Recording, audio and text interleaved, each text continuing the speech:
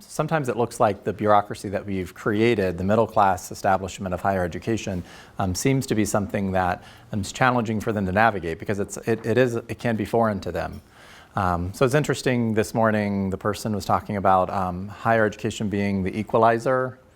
The great equalizer is higher education, and one of the things that we've noticed over time is that we can provide more access. More people from poverty are going to college, but that doesn't mean that they're more successful. Their success rate is declining, which is something that we as higher education folks ought to be challenging ourselves to try to figure out. So the example that I have from a class that I taught a few semesters ago, had a student, young man named Marcus, would commonly be late to class.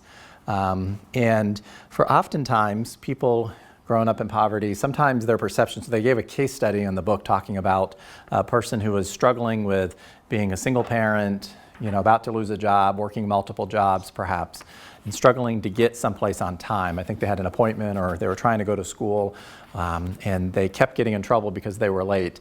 And in their perception was at least they eventually got there and showed up. And eventually I got the work done.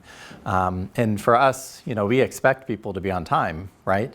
And sometimes that can be an unrealistic expectation in their mind, but at least they showed up and they were there. So Marcus is the student's name. I never wanted to give him the impression that showing up late to class was going to be something that he couldn't make up for. Like, I always worked with him to be there. And he would show up in his construction uniform. I think he did cement work.